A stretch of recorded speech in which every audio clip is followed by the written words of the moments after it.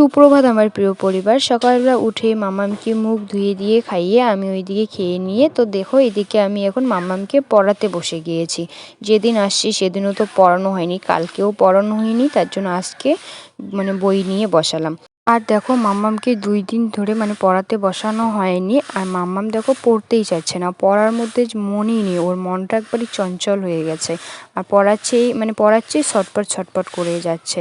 আর এখন যদি ওকে না পড়াই তখন পরে আবার পড়াতে বসাতে গেলে ওর অনেকটা টাইম লাগবে। কয়েকদিন আগে যখন বাড়িতে ছিলাম তখন বাড়িতে গিয়ে পড়াতে বসিয়েছিলাম, তখন তো শুধু কান্না করে। তো চলো এইদিকে মাম্মাম পড়ে নিচ্ছে আর আমি খেয়েছি সুপারি, সুপারি খেয়েছি। চা খাওয়ার পরে একটুখানি সুপারি চাবাচ্ছি আর মাম্মামকে বই পড়াচ্ছি। মা না হলে হয়তো জানতেই পারতাম না মায়ের যে এত দায়িত্ব থাকে। এখন শুধু মাথার মধ্যে একটাই টেনশন ঘুরে যে মাম্মাম কিভাবে মানুষ হবে, কিভাবে মাম্মামকে মানুষ করতে পারবো, মাম্মামকে কি খাওয়ালে ভালো থাকবে, ওকে কি করলে ও সবসময় হাসি খুশি থাকবে, শুধু এই টেনশনটাই ঘুরে।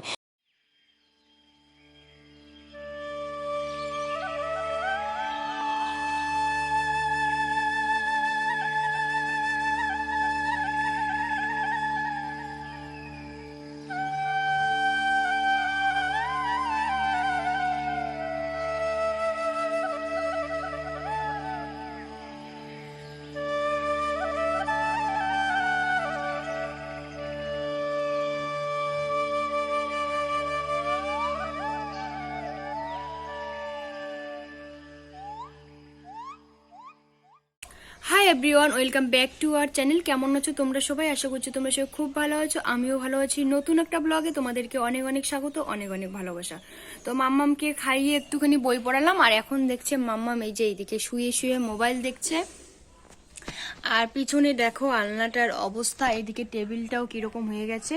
শুধু মা বিছানাটা পরিষ্কার করলো, তারপরে আমি আগে মাম্মামকে পড়িয়েই নিলাম, কারণ ও বেলা হয়ে গেলে আর পড়তেই চায় না, এর জন্য। তো চলো, বাবা ওইদিকে মাছ আমাদের পুকুর থেকে মাছ তুলেছে, তো চলো দেখি কতগুলো মাছ পেয়েছে। তো তারপরে এইদিকে আমি আনলা আর টেবিলটা আমি এইদিকে পরিষ্কার করে নিয়ে নেবো। আর মাম্মাম এখানে মোবাইল দেখছে, ও দেখুক। চলো দেখি কত মাছ পেয়েছে। আজকে রোদ উঠে গিয়েছে, আজকে কুয়াশা নেই। সকালবেলা যখন উঠেছিলাম 7টার দিকে তখনই রোদ উঠে গিয়েছে। এইখানে ঢেকে রেখেছে। তো চলো তোমাদেরকে ব্যাক ক্যামেরাতে দেখাচ্ছি। এই যে এইখানে ঢেকে রেখে দিয়েছে, যদি পালিয়ে যায় তার জন্য তার উপরে একটা ইট দিয়ে দিয়েছে। ও এই একটা কি মাছ এটাকে বলে, কাটা যে আছে, শিঙি মাছ মনে হয়। আর এই যে এইখানে ল্যাটা মাছ পেয়েছে। মাছগুলো কিন্তু দেখা যাচ্ছে ছোট, কিন্তু মাছ বড়ই আছে, অতটা একবারে ছোট না, কিন্তু কেন জানি না ক্যামেরাতে আবার ছোট দেখা যাচ্ছে। শুধু একটা মাছ ছোট আছে, তাছাড়া এই যে একটা মাছ মিডিয়াম আর দুটো তো বড়ই আছে। তো থাক, এখানে আমি ঢেকে রেখে দিই।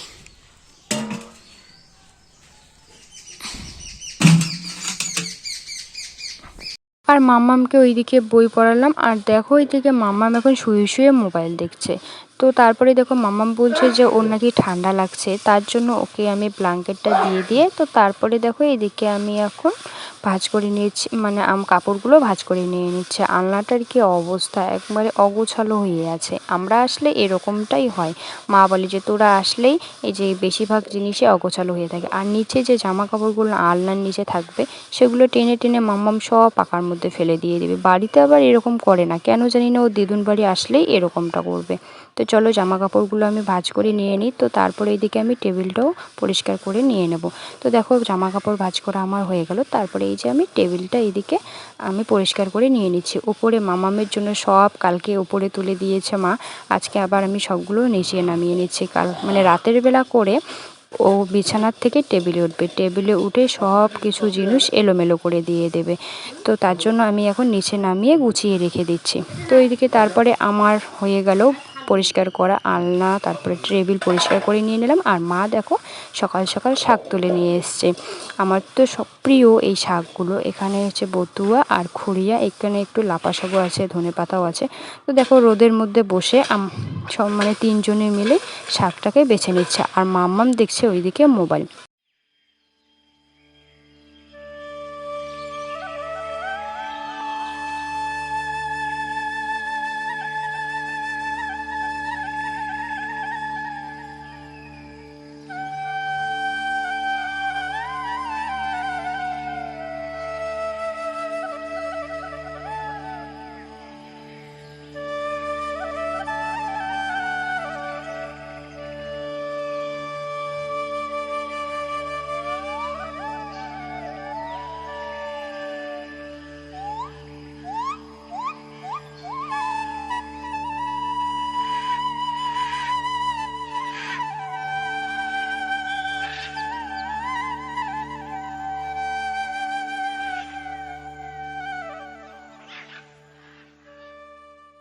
আর এদিকে শাক বাছতে বাছতে রোদের মধ্যে শাক বাছছিলাম, তো তার জন্য গরম লেগে গেছে। সোয়েটারটা খুলে এইদিকে আমি এখন উঠানটা ঝাড় দিয়ে নিচ্ছি, আর মা ওইদিকে রান্নাটা বসিয়ে দিয়েছে। তো চলো এইদিকে আমি উঠানটা ঝাড় দিয়ে নিই, মানে উঠানটা নোংরা হয়ে গেছে। বাড়িতে আসলে মানে এইভাবে যতটুকু পারি মায়ের কাজে হেল্প করার চেষ্টা করে। তো চলো এদিকে আমি উঠানটা ঝাড় দিয়ে নিই। আর মানে হাওয়া আসছিলো আর উপরে চালের পাতাগুলো সব মানে পড়ে গিয়েছে উঠানটার মধ্যে। আর বাবা এদিকে রেশনে গিয়েছিল, তো রেশনে নাকি লিঙ্ক পাচ্ছে না। তো তারপরে দেখো এখানে সাইকেলটা এনে ওইখানে ব্যাগ সব কিছু রেখে দিয়েছে।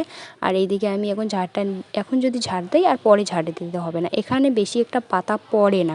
তোমরা হয়তো দেখতেই পারছো যে এগুলো সব চালের পাতাগুলো পড়েছে। আর আমার তো শ্বশুরবাড়িতে দেখতেই পারো যে এত পাতা পড়ে, এত হাওয়া, কারণ এখানে যে পাকড়ির গাছটা আছে না, সেই পাকড়ির গাছটা থেকেই বেশি একটা পাতা পড়ে যায়। তো দেখো তারপরে আসলো কাকু চলে আসলো, তো কাকু এখানে গল্প করছে। আর এইদিকে আমি ঝাড়টা দিয়ে নিচ্ছি। তো ঝাড়টা এগুলো পাতা তুলে নিয়ে যাব, তুলে নিয়ে গিয়ে একবারে বাইরের দিকে ফেলে আসবো। আর কাকু এদিকে জিজ্ঞেস করছিল নারকেল গাছটার কথা, মানে প্রথম ফল দুটো ধরেছিল, তা বলছে যে এবার তো ভালোই ফল ধরেছে, মানে এবার অনেকগুলো নারকেল হয়েছে। তো বন্ধুরা, মাম্মামকে স্নান করিয়ে দিলাম আর আমিও এদিকে স্নানটা করে নিলাম। আর মাম্মাম দেখছে এখন মোবাইল, একটু আগে খেলছিল, বাইরেই খেলছিল। তো মাম্মামকে এখন আমি ভাত খাওয়াবো। তো চলো দেখিয়ে দিই কি দিয়ে। এটা হচ্ছে বেগুন ভাজা আর এখানে হচ্ছে মাছ ভাজা। আর এখনো সবজি হয়নি, সবজি রান্না করছে। তো এগুলো দিয়ে ওকে খাইয়ে নেব, কারণ ওকে স্নান করিয়ে দিয়েছি, একটু পরেই আবার ওর ঘুম পেয়ে যাবে। না হলে এখন যদি না হয় ও না খেয়েই ঘুমাবে। তো চলো এগুলো দিয়ে ওকে মাম্মামকে মানে বেগুন ভাজা আর মাছ ভাজা দিয়ে মাম্মামকে খাইয়ে নিই। আর এদিকে মাম্মামকে খাইয়ে ঘুম পাঠিয়ে দিয়েছি। তারপরে দেখো এদিকে আমি ভাত নিয়ে বসে পড়েছি। এই যে এখানে হচ্ছে শাক ভাজা, আর মা রান্না করেছে আলু সিম বেগুন দিয়ে মাছ রান্না করেছে, টমেটো দিয়েছে।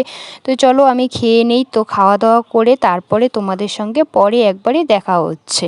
তো দেখো খাওয়া দাওয়া করে এখন আছে এখানে বসে মা আর আমি আর মাম্মাম দেখছে মোবাইল, আর মা আর আমি দেখছি কিন্তু টিভি। তো দেখো এখানে মাম্মাম শুয়ে শুয়ে মোবাইল দেখছে। তো চলো বন্ধুরা, ভিডিওটা এই পর্যন্তই। ভিডিওটা যদি ভালো লাগে like comment share please subscribe করে দিও। তোমরা সুস্থ থেকো, ভালো থেকো, টাটা বাই। আবারও দেখা হচ্ছে নেক্সট ব্লগে।